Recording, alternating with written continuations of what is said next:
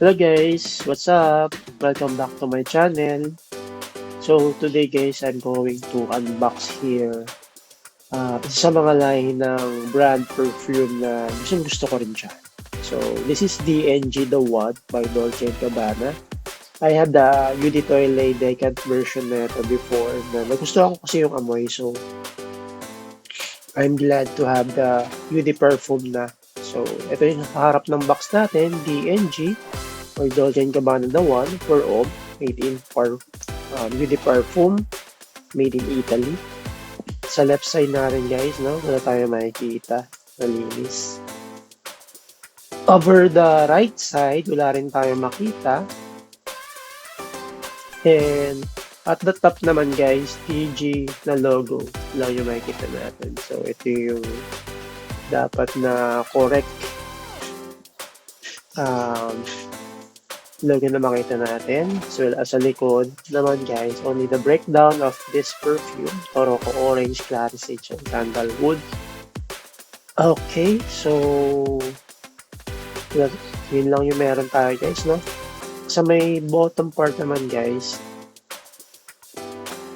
the only you can see are the barcodes. No? Pwede natin i-check to kung legit na talaga.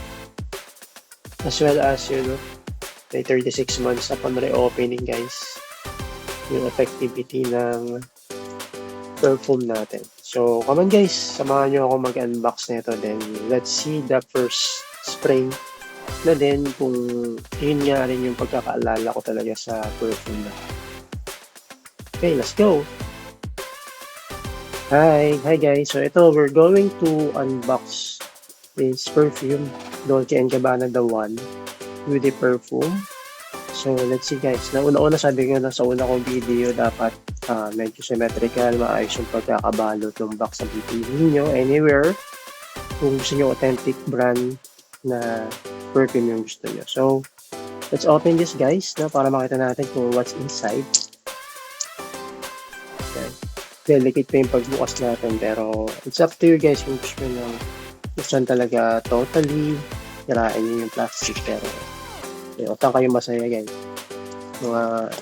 Doon tayo babango eh. Ayan, no?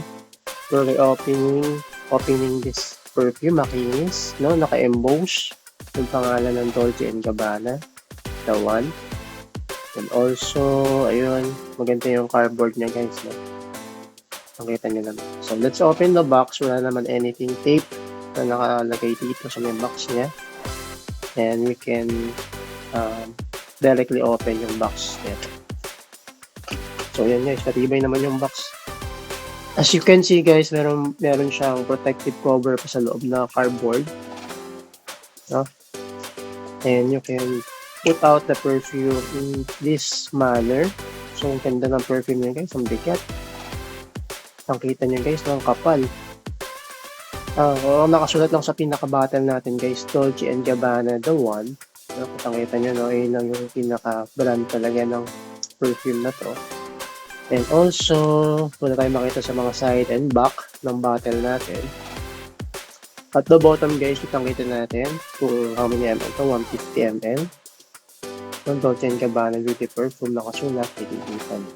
Yun lang yung meron tayo dito. Other than that, as we open the bottle guys, ang bigat ng yung takip. Talagang mamahalin yung dating niya. Wala naman tayo makita something sa may inside the cup.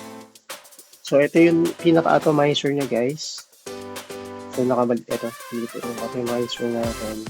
It's color dark gray. No? And yun, try natin guys, nasa skin natin. Kung ano yung pagkakaalala ko sa may perfume na to. So this is a brand new perfume guys. So dapat sa una pa lang wala siyang spray. Try natin. Wala. 1 2 pinumigop na siya guys. 3 wala pa rin. 4 ayan. 4 5 bango. So yun, may natin guys na.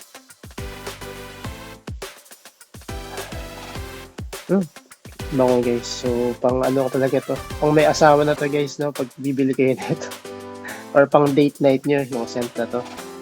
So, ayun guys, no? Thank you for watching unboxing na itong kung bibili kayo ng original perfume ng Dolce & Gabbana, the one with the perfume. So, check nyo lang to guys yung video natin. Then, let's see for more all other videos, guys. Sundan nyo lang yung page natin or channel natin. Click like and subscribe. Thank you mga ka-fresh. That's all.